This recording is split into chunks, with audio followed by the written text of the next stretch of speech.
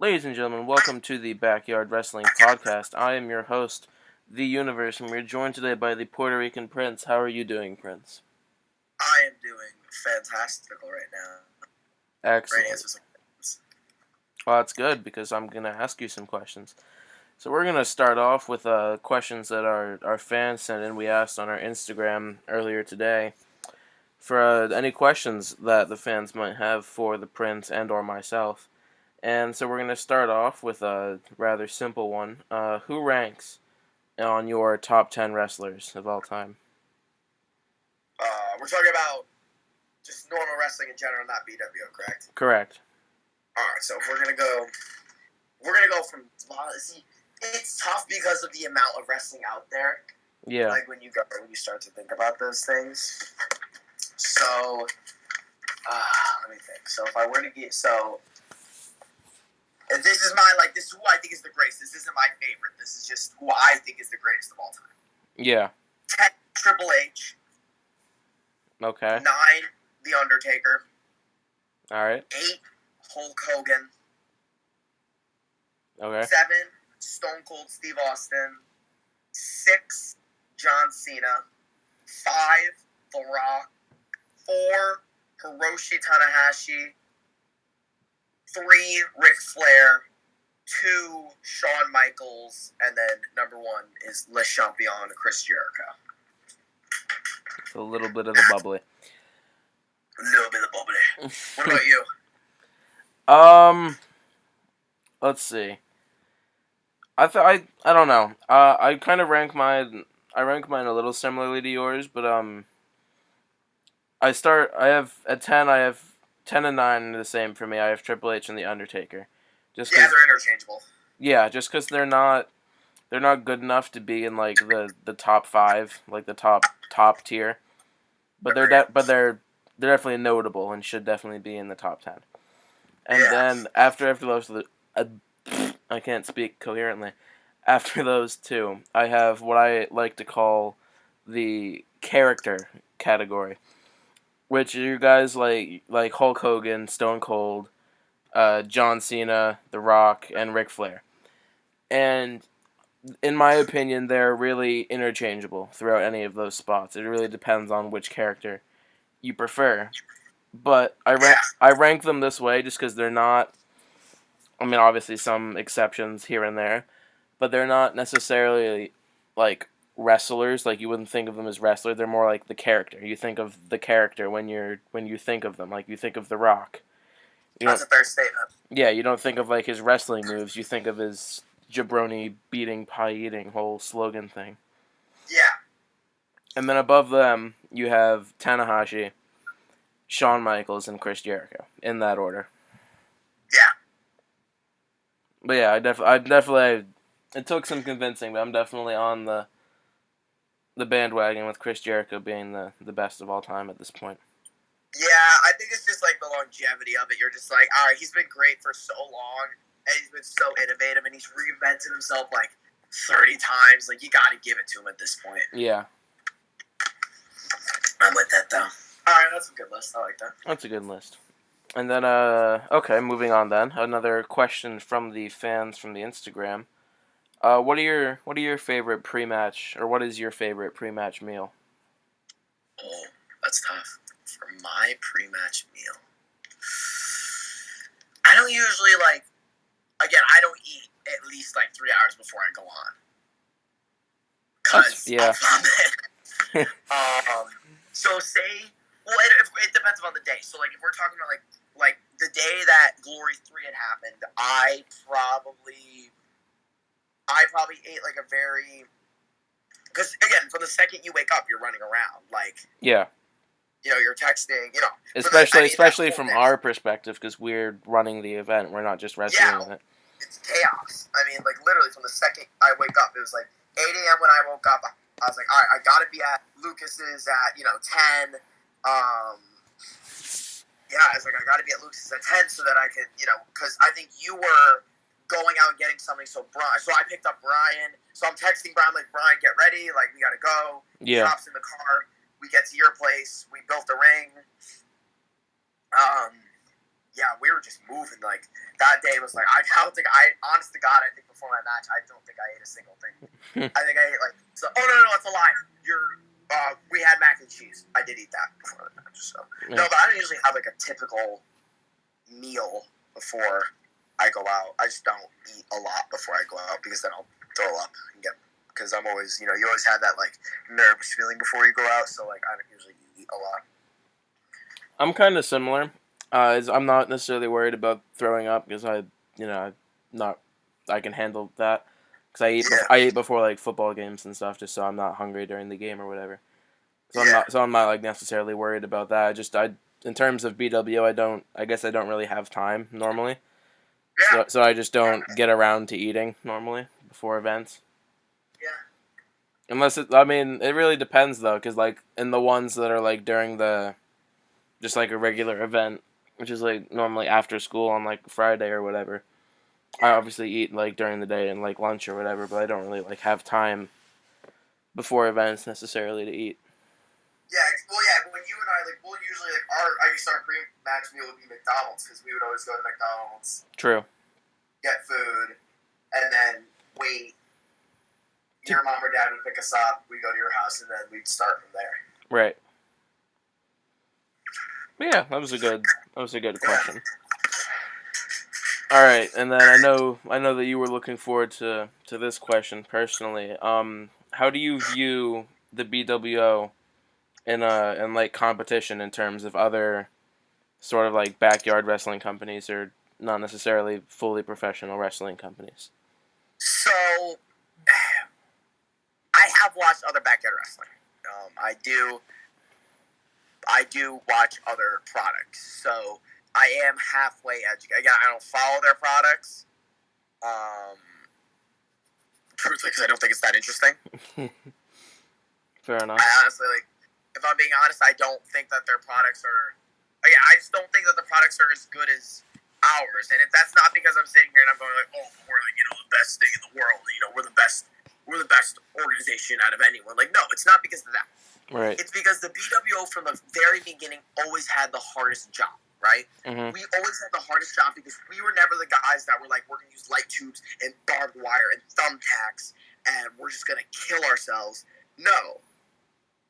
Right. We are much more heavily based on we're going to have a story, we're going to have good quality wrestling matches. Hitting each other with baseball bats and mailboxes and TVs, that's not wrestling. There has to, like, to be wrestling, you have to be able to be in a ring and for there to be a genuine story behind it. And there's obviously like there's a time and a place to have like crazy stupid concept matches like that, and we've done those. Of course, but to an extent of we don't kill ourselves. Right. We're not trying to put our bodies legitimately on. We should never be like, oh, this spot could legitimately kill us. That's not what I'm about, and I don't believe in that type of wrestling. There's fun stories. Sorry to interrupt you, but there's fun stories here. You're actually the one who, like, normally when I'm building up to like a crazier stipulation match, normally it's with Kevin because that's just what Kevin likes to do. Mm-hmm. So. Before that, because I keep trying to find or come up with like new ideas since we've had so many of these matches with Kevin and I. So I keep trying to come up with like new things to do, and you're always the one that talks me down off of like this stupid crazy concept that I come up with for my matches, and I'll give you an example. For this upcoming Glory, which had to be postponed because of the whole coronavirus thing. I thought it would be a good idea to have like a table on the ground and then climb up onto the roof and just like overhead press and just toss Kevin off of the roof onto the table. And me not really thinking this whole idea through, thought that this was like the perfect plan and how could this possibly go wrong? So many ways. And then I wrote it down in the shared note that we all have for ideas for matches or whatever. And I get a phone call from Angel, and he's just like, "What are you talking about?" Just like, what is this idea? I was like, no. He goes, why? And I said, because what if he misses the table? And you're like, we'll do 2 tables. I'm like, what if he misses the second one? He's like, he's not. And I'm like, yeah, he will. Like those tables. Again, the tables hurt on their own. They're not normal tables. They are still made of corkboard. So like you get splinters like bad if you go through that hard. Yeah. But it's just here's my problem with other wrestling organizations is these backyard wrestling guys, they go out there and they pretend wrestle. They're pretending to wrestle. They're like, oh, we're gonna go out there and we're gonna tell no story and we're gonna drop each other on each other's heads. That's not storytelling. Mm-hmm. There has to be a physical story behind should care that you are wrestling. And the other thing is too is the BWO is better than every single wrestling organization out there is because our stars look like stars. Our wrestlers look like wrestlers. Yeah, I can agree with that. And I tell people all the time, like, listen, when you go out there, you're going to lock up correctly. And there are people in the BWO, and I'm not going to say I'm not included. I have locked up wrong many times. And I really get mad at myself because I'm like, that is not professional. You lock up in a correct way, and you do good technical wrestling to start out a match. Yeah. There's no reason. First of all, the wrestling organizations that don't wrestle in a ring, that's not wrestling. Yeah. It's not wrestling. I don't care what you say. This is I'm with you on this. This is the one part about backyard wrestling that I hate, and I think it's a big reason why backyard wrestling is sort of looked down upon in terms of like other wrestling. Because if you go on YouTube and you look up backyard wrestling, 95% of what you're gonna find is 3 dudes jumping around on a trampoline. Yes, that's not wrestling, bro. That is not wrestling. Because this is the thing. Wrestling, when you take a bump, it has to look like, oh, that could hurt. When you are on a trampoline, that does not. Everyone knows what it's like to fall on a trampoline. It doesn't hurt. No. Trampoline wrestling is not wrestling. And the fact that these companies will either wrestle just in a backyard with no ring, or they'll wrestle on a trampoline that they've tried to pretend is a ring, that is not wrestling. Wrestling is to be done in a ring with ropes. And again, we've even had to have we've had 1 set of ropes. We've done 2 sets of ropes. And now that we're outside, we have 4. But to tell me that is wrestling is false. That is what's wrong with backyard wrestling. Yeah. That is when I hear from people, in the wrestling community, like, oh, but, backyard wrestling's so bad and, it's so dumb and they're so stupid. They're not trained. And I'm like, listen, that type of backyard wrestling should not be permitted. It shouldn't. That's not wrestling. Because it's dangerous. Because that's dangerous. Like, it's just stupid. It's not wrestling. It's not a gimmick. It could be a gimmick for a match, but that is not what professional wrestling is. Professional wrestling and backyard wrestling is meant to be in a ring with a story, with definitive faces and definitive heels. When I watch these other places, I could tell you the model for every single one of their wrestlers in general. Every single one of their wrestlers comes out in kick pads or in sneakers. Mm-hmm. Every single one of them. And every single one of them tries to do the same, I'm going to do a Hurricane Rana.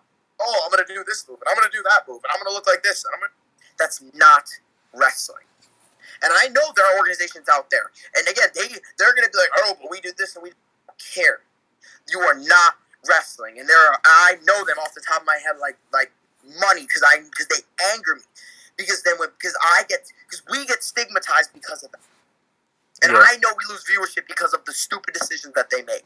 And when I hear people like Jim Cornette and Bruce Pritchard, and they talk about backyard wrestling in such a bad light, that is not wrestling. And the BWO is different from all those places because all of our characters are different. There's a definitive story that is being told. You could tell. I could see that. And promos are not just part of that. A promo does not make you a face or a heel. I'm sorry, it doesn't. It's the way that you walk to the ring. It's the way that you wrestle. Yeah. Heels are not meant to do Hurricane Ranas. I'm sorry. You can't. No, that's not what a heel It's a face does. move. Yeah, exactly. Doing flashy moves is not what a heel wrestler when you think does. of a Hurricane Rana, you think of Rey Mysterio.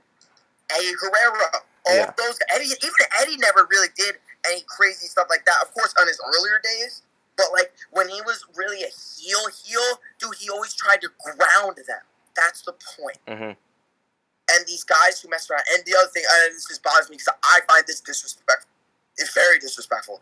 When somebody is wearing a luchador mask that is not a luchador, that is disrespectful. Yeah. I think that's disrespectful. I would if agree. you are not willing to completely commit to that character. If you are not going to school in that mask, you are not a part of the luchador culture. You cannot be. I wore the clown mask as a gimmick, as that is my alter ego. And that's fine if that's what you want to do. That's totally cool, and I get that. But you cannot disrespect the luchador culture by saying, oh, yeah, my name is, blah, blah, blah, blah, blah, and I'm a luchador, but the second this event ends, I'm going to take my mask off. No, you are not a luchador. I'm sorry. It's just not. Yeah. You're not a luchador. Rey Mysterio does not take his mask off. Pentagon does not take his mask off. Mil Mascaras never took his mask off. Seco Clown never takes his mask off. Because that is their character and they live and they breathe it. And the BWO, you could tell all of our characters are different. When you look at these other places, they're not. Your character of being an absolute just bloodbath monster is completely different from Kevin, who's willing to take any beating to win, which is different from Noah's character of thinking that he's the greatest, I'm the greatest of all time, I'm the most must-see, but he's actually a chicken. Different from my character, walks out in these gallant robes and these absolutely amazing, these different colors, these bright colors that I wear. Like, that's different. Because that's my character. Different from Dan, who does do Hurricane Ranas because he's the babyface and he gets everyone. And he wears his tennis uniform. Yes. Different from... Yeah, exactly, right? Different from Brian, who likes knee strikes. Yes. Who goes out there and he just smiles and he's just like, I'm the pretty one. I'm just a guy. All of our characters are different. Different from, Vaughn or, VCW, VIP, call him. He's different because he puts, he goes out there and, although he's this big monster, he's just too cocky for his own good. And that's what causes him to get rolled up by guys like Dan. Yeah. And that's where you get these different characters and these different layers. And I don't see that with other wrestling stations. And again, if there's people who are watching it right now who are like, oh, but I watch EBW, MEBW, I watch Alabama Trampoline Wrestling, I watch all these other places, please, I'm okay with it. Go in the comments below and send me a link to one of these episodes. But as of right now, those three companies that I've mentioned, I believe should be vaccinated from the wrestling community. But unfortunately, they're praised as gods. And you could put that on paper all you want. Yeah. But please, anyone that's in the comments right now, tell me. Please show me one place that's like us. And I've looked. I have. But don't tell me that a guy getting hit in the head with a barbed wire bat is like us, because it's not. And if you're ever going to tell me, like, oh, you guys should do Canadian destroyers and pile drivers and all. That's stupid. That's just dangerous. Like, you're asking to... It's dangerous. It's dumb. Because I'm telling you right now, every match that I've ever done that I deem as amazing and great, yes, they have danger spots because that's wrestling. But they don't endanger my life. Right. Where there's a more probable chance I die rather than actually being able to execute the move correctly. And that's where I kind of draw the line to some extent. Is, yeah, I think of these, like, crazy ideas or whatever. I don't do most of them. But, like... Mm-hmm. But, like, when you look at, like, I don't even know, you look at WWE or you look at AEW, they're obviously trained, and they obviously know what they're doing, and I'm not going to go as, like, I'm not going to hop on my high horse and say, oh, yeah, we've been doing this for, like, what is it, like 2 years now? Yeah, and, yeah, we're trained, we know what we're doing to an extent, but we don't know how to do all of these, like, I don't know, like a pile driver or like a brain buster. We don't know how to do that correctly necessarily without injuring each other. Yeah, so it's just not worth it. Yeah. Because you don't need those moves. Because we know moves that look good and sound good, and we know the story that we're supposed to be telling. And the other thing is, if you do that kind of thing and it ends up going wrong, then you're done. You're done, and you're never doing it again. You're completely right. And to tell me now that, like, oh, but this company is just as good, it's not. Because we put more time and effort into the physical storylines that are happening. And we know that we're not taking it as a joke. Our matches are And of course, we have comedy matches because that's part of wrestling too. But our main events are stories. We took one of the most fun-loving, New Day-like tag teams in this world and ripped them apart and made them hate each other. And that was amazing. We took you and me, two guys who looked like they could never be, who are inseparable, who would never get in each other's way. One brother finally just got mad that he was unsuccessful and turned on it and took everything away from his brother. Yeah. That's a story. To tell me now that two guys, and again, I should be able to tell that. When you and I stepped in there at Glory, you knew who was the face and the heel. You knew right from the back because we were right in each other's face, and I'm like, hit me, come on, hit me. Both, and we're head to head, and Harry's getting in between. He's like, all right, come on, get to your corners, stop, come on. Right. And he's pulling apart, and the crowd's booing you, and they're cheering me, and they're going wild, and they know this is going to be special. And yeah, we did cool stuff in that match, but that doesn't change the story. Because if you look at most of that match, you were the guy who was controlling the whole time. You were the guy just beating me. Right. With the punching bag and the chair and the table. And then, oh my God, the prince jumps off the porch and lands. Oh, and it's a 2 count. What is he supposed to? Curb stomped him into the cinder block and he kicked out. And now I'm desperate and I don't know what to do. Ram me with the ladder. And then you put me in an ankle lock and you slam me and you suplex me and you just start whooping on me. Right. That's a story.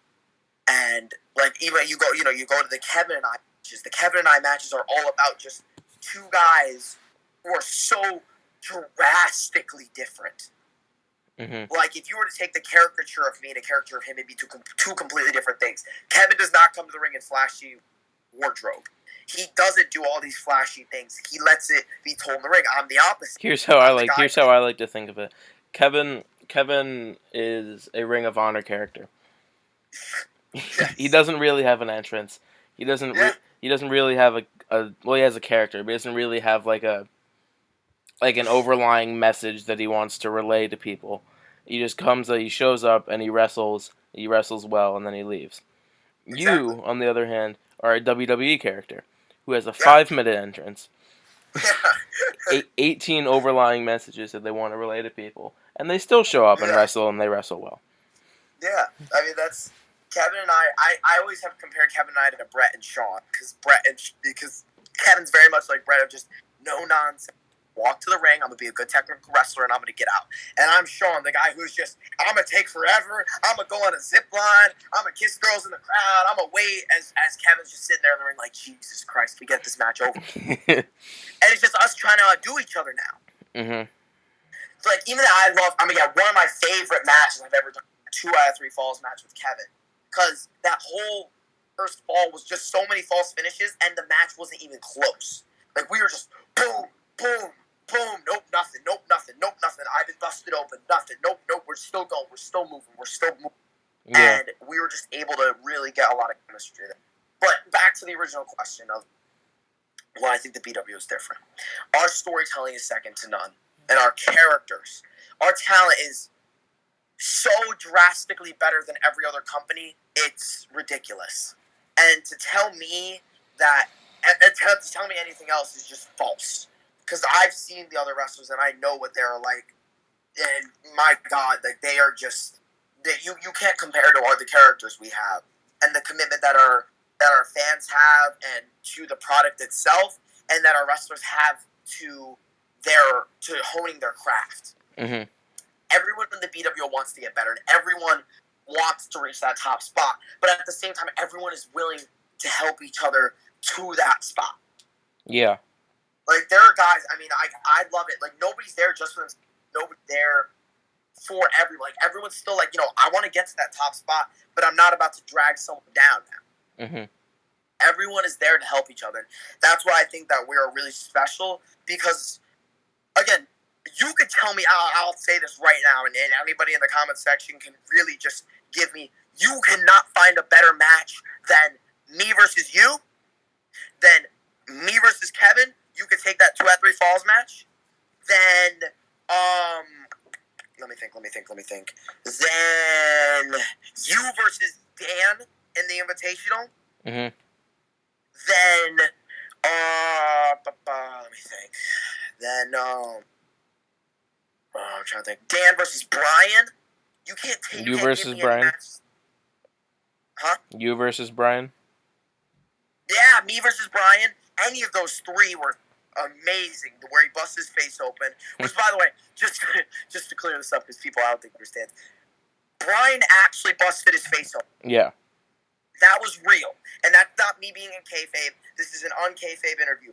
This is, he literally cracked his skull open and he had to get 7 stitches in his head. Mm-hmm. And that is the complete truth. He jumped up, and this is the match, by the way, in the BW Winter Invitational. We do use fake blood in our league. I'm not going to say that we don't. However, that was not fake.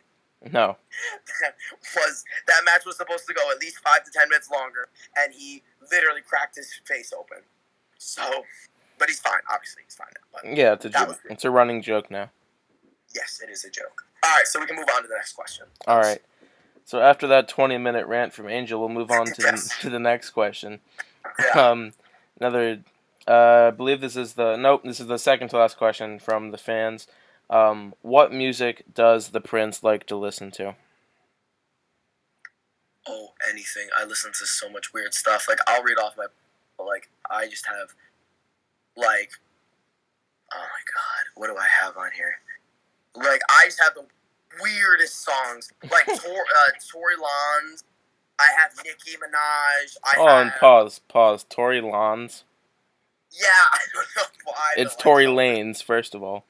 Oh, is it Lanez? Okay. I heard it pronounced both ways, so Tory Lanez. I mean, Sleepy Hollow, Uzi.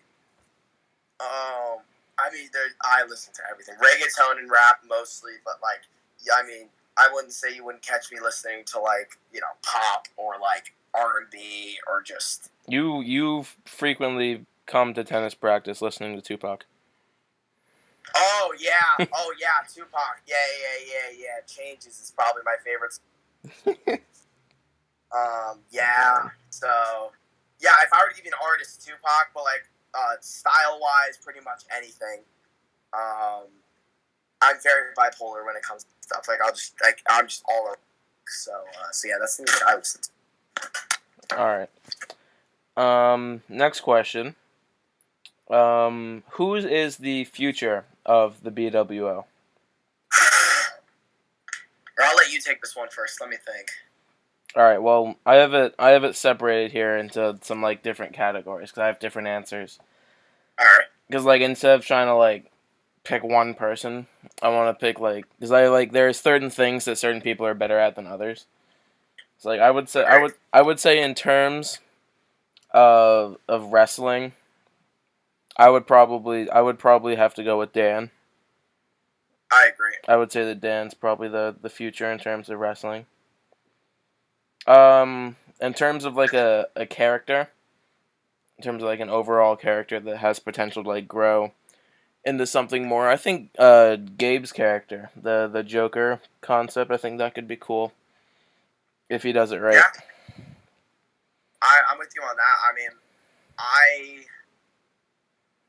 the character itself is very interesting because it could go a lot of different places. Mm-hmm. I think it's been pretty well received by people. I think we did not get the response that I thought we were going to get when Gabe had debuted. Mm-hmm. And I was so mad because this whole Corona thing hit right as we were really about to just get into the nitty gritty of who is this guy? Why is he here? And yeah, just all the parts about it. We were really ready to get into the nitty gritty of who is this guy and why is he important to? Why did Vaughn and Brandon recruit this guy? Mm-hmm. So I'm very disappointed that he couldn't get that big we wanted to put him in some more singles matches and just really show what this guy's got. But he's got especially character development. Right. Dan is just, you want to talk about a guy who just learned fast. At the beginning, Dan was much of a guy. He didn't, I wouldn't say he cared, but like he wasn't really concerned with like the in-ring product that he was putting forward. Yeah. He was there for the experience. Yeah, and I think a part of that was he was complacent with the division that he's in. Mm-hmm. But I mean, like now, oh my God, he is balls to the wall, just a fantastic talent. I mean, a guy that like gets it and wants to get it. Yeah. Like he just wants, like he will just so good. He's like, I want this, I want this, and sometimes you gotta be like, all right, wait, let it organically happen. Yeah. But he is just, I mean, athleticism wise, I mean, he is really just one of the most athletic guys I have ever like been with in the BWO. I mean, the dude can do a Hurricane Rana and then pick up a guy who's like 50 pounds heavier than him. Right. Which is truly just incredible to be able to have that strength and, you know, really just knowing your own body and how your body works and how to trust yourself and trust other people. Yeah. And then in terms of like, actually no, in terms of like an all around, it's like someone who, I don't know how to really put this in words necessarily, but like someone who has like the quickest means of getting to the top of the BWO. I would say Hunter. I think Hunter's character would allow. Yep. I think Hunter's character would allow him to be able to go to the top rather quickly. I agree. I think that the character that he has been able to develop and the connection he's able to have with the audience is second to none. I mean, when he goes out there, he exudes like he's like, I'm gonna get a reaction out of you. Mm-hmm. And once he just works on like the in-ring part of it, which comes like that comes. Yeah. Like you could get better in the ring. Anybody can get better in the ring. I don't care what anyone says. Ring skills are you can. We were all terrible in the ring to begin with. Oh my God, awful. Like if you look at early, I don't even know if they're on the YouTube, but if you look at like really old BWO, it's so bad. Oh, it's terrible. It's god awful. As he begins to progress, he will get much and much better. And because Hunter's only been put in really like one real singles match since returning to the BWO and having a new commitment to the BWO. Mm-hmm. So he's really only been in one for real singles match. But his promo skills are fantastic, and the character he's been able to develop is great. Mm-hmm.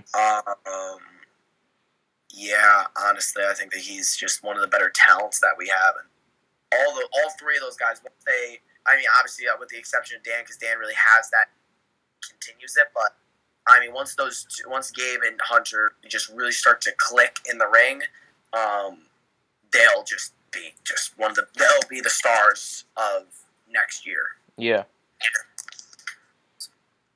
All right. So now we have some more questions that are more geared toward you.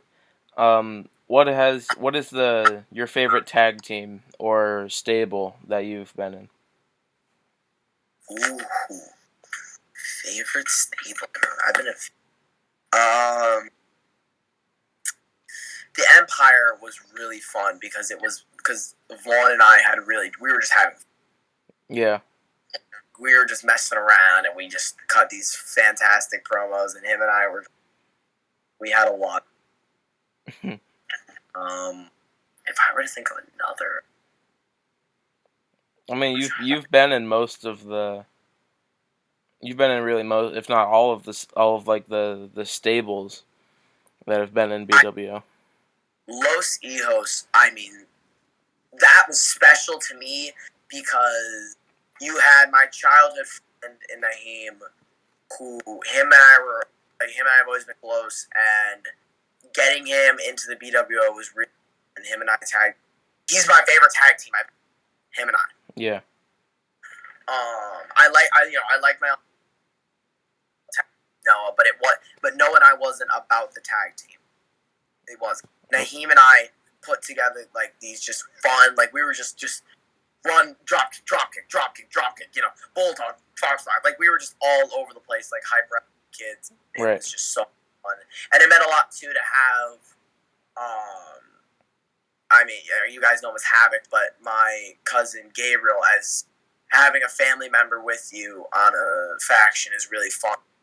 Just because I know him, and just having him there, having us three be there was just so much fun, and being able to represent Puerto Rico in a good light, and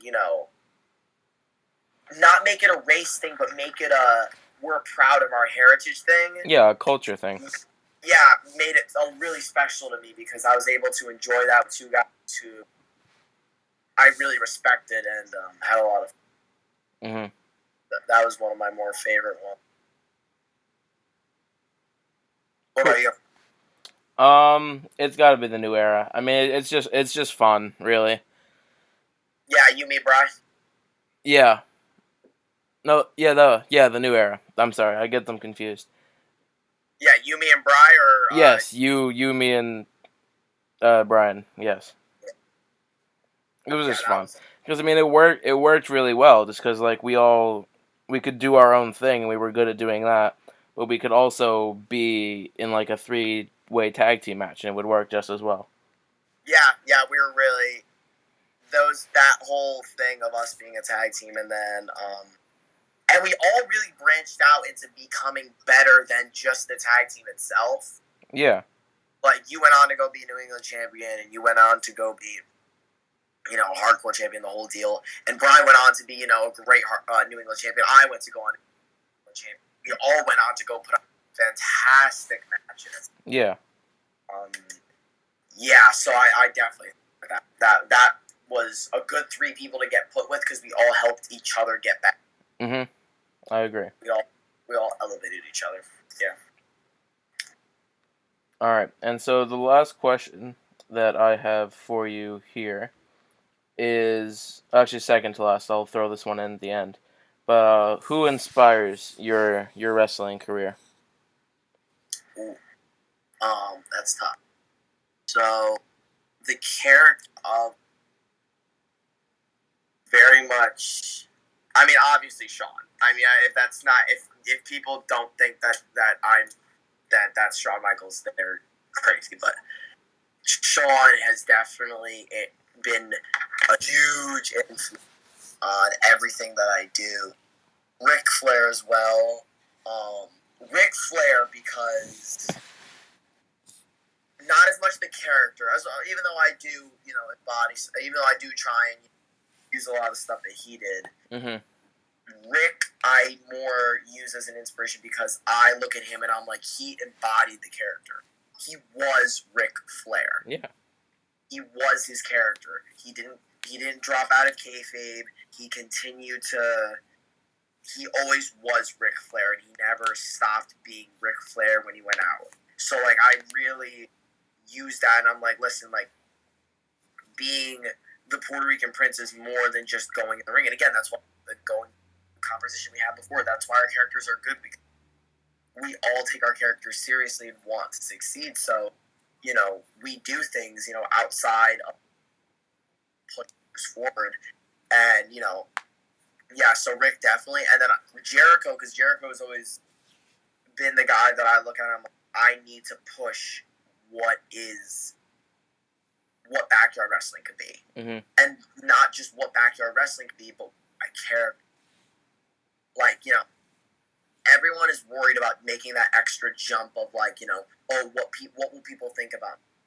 So I just try and do things that'll just either make someone laugh or make someone go, wow, actually a really good, that was a really good idea. Wow, that really made me hate him, or, whatever the case may be. Yeah. I mean, and I've done that, hundreds of times, whether it be, going on the school news, Kevin. I mean, the amount of heat that I got on that promo was astronomical. Like, nobody, like, I didn't know. Like, I was just making it as a joke because I was like, okay, I'm booked to Kevin. I need to make, this is going to be the main event of that night, so I need to make this special. Yeah. And I went on the news, and I remember, like, a second after Kevin texted me, he's like, dude, every single one of my classmates is telling me to beat you up. Because they thought it was real, because they were like, oh my god, this dude, a live called you out in front of, however many people Eli news this broadcast to, 200, 300 people. I'm gonna be honest with you. I'm surprised that they let you call another kid out on a Jonathan Law programming. Believe me, I was shocked too. And I asked, believe me, I was not the guy. I did not go full Jericho. I just said, I'm just gonna do it and not tell anyone. No, I asked our teacher and I was like, hey, can I make a joke? He's like, yeah, do it at every sign. I don't care. And that really pushed the boundary of hey, is this real? Are Angel and Kevin, do they really hate each other? Why would Angel embarrass Kevin like that? That's so mean. Oh, Angel's such a jerk. And the answer is yes, they do hate each other. Yeah, we hate each other. I hate him so much. But, pushing that boundary was big. I'm trying to think what else. Oh, not for my own character, but definitely for the booking purposes. Again, my favorite lie I've ever told, with quotes, my favorite kayfabe lie I've ever told was telling. Backstory to this. We'll just have a little story time here for a second. Vaughn was going away to do a football game in Florida. Mm-hmm. So he could not make the BWO event, but I had already booked him against, I believe it was you, Lucas. I could be wrong. However, I think it was you. I think you're right. Yeah, so I think I had booked these two beasts against each other, and Vaughn said he couldn't do it. And just some pre-context here. This was I believe this was in build up to Glory 3, right? When Noah versus Vaughn. Yes. Yep. Yes, because I wanted at whatever event was prior to Money in the Bank, I wanted you to face him and you to beat him. That's not the point. So yes, that you're correct. You're right. This was in the build up to Glory 3. So what happens is Vaughn is leaving on a Saturday. That Friday, I posted something. I was like, because the event was supposed to be Saturday night, right? Or no, it was supposed to be Friday night, but he couldn't come because he had to go to the airport, flying out. Right. There. So, but he still, I noticed he was going to come to our lifting session that we have for football. So, I post on, the BWO, on the Instagram, Vaughn has to get neck surgery because the week prior. Oh, I remember this now. I remember this. Brian and I had ended the match with a double pass out. So I jumped on top of Noah. Brian jumped on top of Vaughn. We both the sleeper hold. They both passed out. Oh, we're tag team champions. So that happened, and I said that Vaughn had to get neck surgery or throat surgery for his trachea. That is actually exactly what. And I get to football lifting, and I mean the panic. I won't say his name because he's gonna be like, he'll deny it until the day he dies. Our football captain comes up to me and goes, "Vaughn had to get surgery," and the look of fear in his eyes was just masterful. And the best thing too is, so not everyone's panicking, and I had to mess with those, of course, because I'm here. Yeah. So I told him, yes, Vaughn has to get neck surgery. Until finally, Vaughn walks into lifting, and now our coaches and the players all think that he's in the hospital.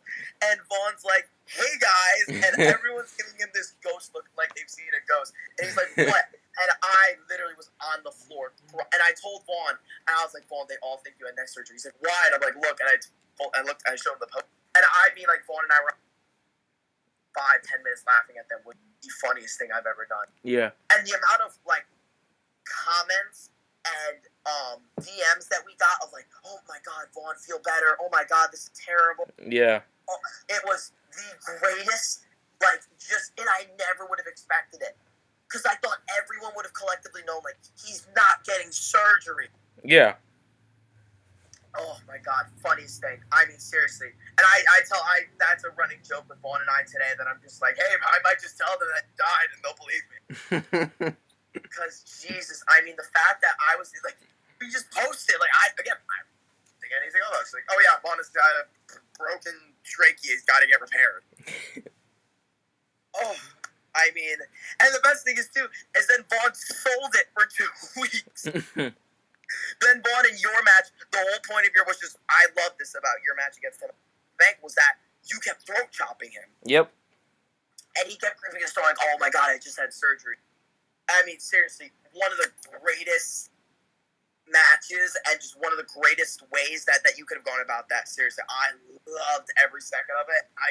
That whole situation was just hilarious, and the fact that everyone collective thought Vaughn was seriously injured was just the best. So that just, I love blurring just what's real and what's kayfabe, just to see how people react sometimes. Yeah, that was definitely a top 5 BWO funny moment.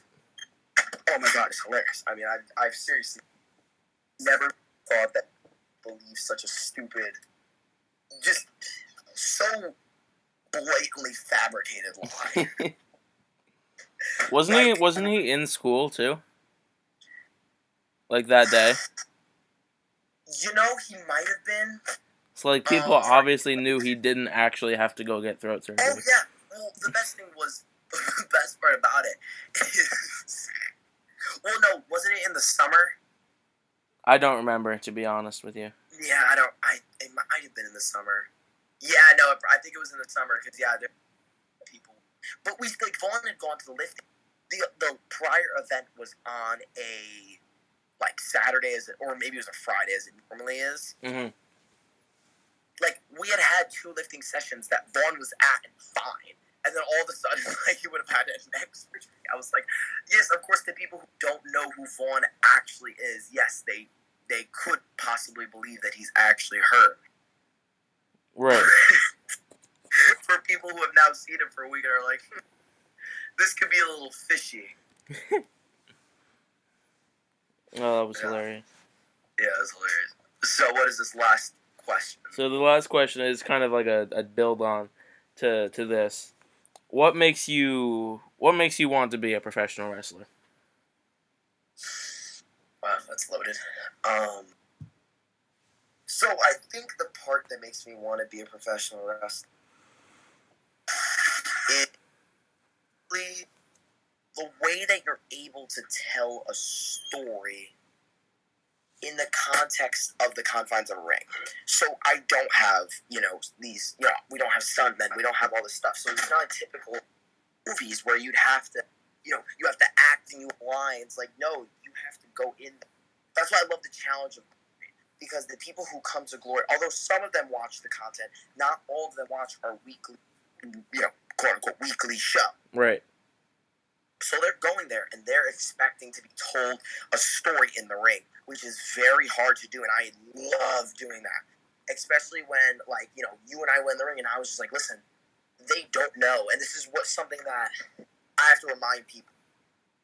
You always have to be playing to the audience as if they had never watched you before. Mm-hmm. That's why every match I like to establish that my finisher is, whatever it is that week. Right. Whether it's, I use the last shot, I use the ripcord clothesline, I use the super kick. Whatever it is, you have to establish, okay, well, in the beginning of the match, oh my god, if he were to hit this move, the match would end. Right. That is where you have to, that's the part I love about wrestling, is being able to tell a story using those little mechanics. So that's what I just love from wrestling. I love being able to tell a story, and I love the commitment of the crowd and the product in general of, I mean, obviously, I love professional wrestling. It's I don't know what I would do. I read books about professional wrestling, watch professional wrestling all day. I don't do anything else besides that. It's because you have a problem. I have an addiction. I'm not going to deny that I don't. But all I do all day is just watch wrestling and get these ideas and try and branch out and become educated. Because to me, you cannot be a professional wrestler if you are not educated in professional wrestling. Right. You have to be just like a field of science, engineering. You have to know the history of what you want to get into. Right. Especially when you're performing. Like, that would be like going and, wanting to act in a Star Wars movie but never watching Star Wars before. Yeah. So, or not, and the fans appreciate it more when you are a historian of the art. That's why I like to do these little homages. That's why I do the Dusty Punches. Because I know not everyone, but most people will be like, oh, that's Dusty Rhodes. That's kind of cool that he did that. Or when I cameoed as, Balor, or when I cameoed as Hulk Hogan, or I cameoed as Randy Savage. Yeah. And I let those guys really drive what I believe as, storytelling. And I really like to be like the guy that's like, oh, you didn't know I knew this, but like, I know who these different wrestlers are, and I like to use their moves. And being able to rehash old history is great because everyone is looking back into the old times and remembering how great the old times were. Exactly. And being able to pull those little things in, like, maybe a reference to, I'm heavily influenced by the Von Erich. I tried, getting tapes on them and understanding how good they were, especially Carrier. Oh, what was it? I forgot his WWE name. I think it's the Southern Hurricane or something. But being able to be educated in wrestling is a big part of it.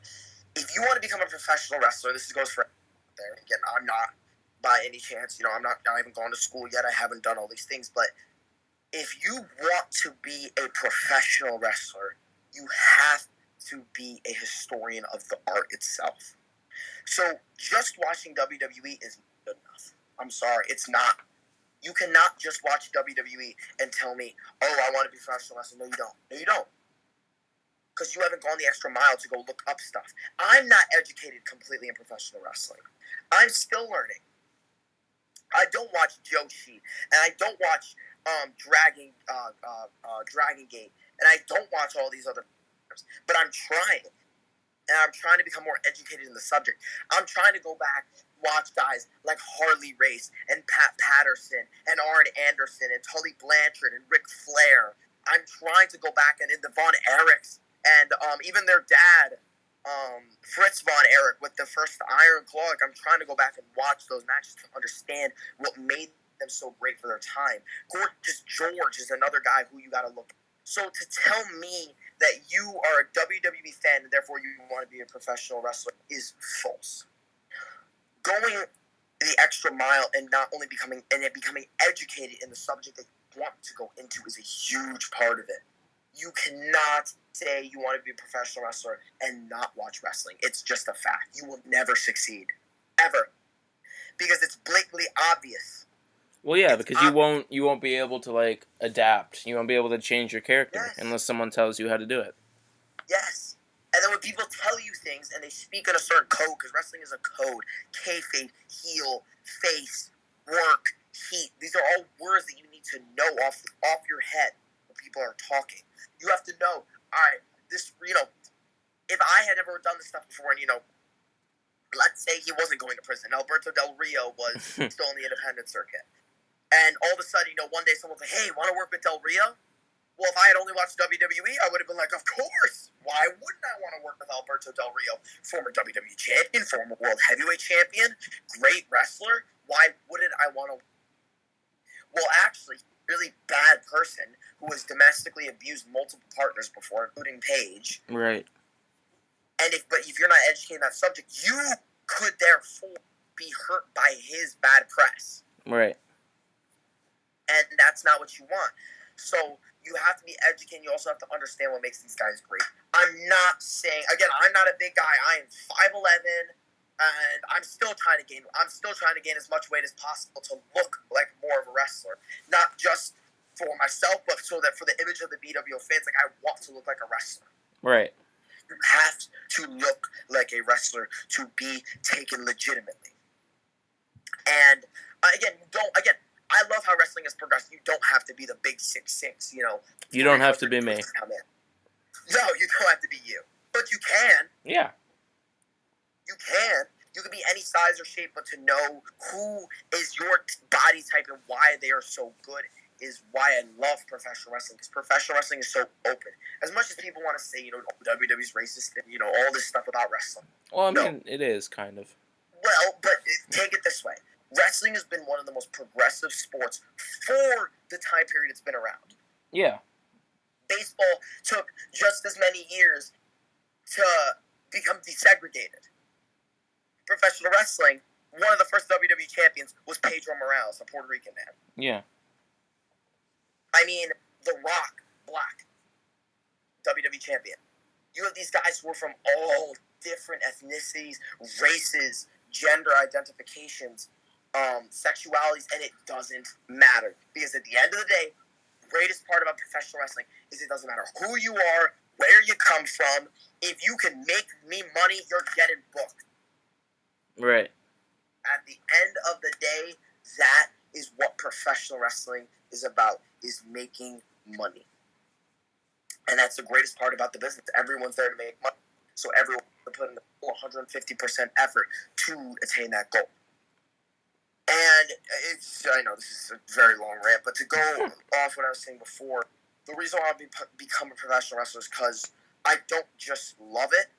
It's because I feel like I understand it.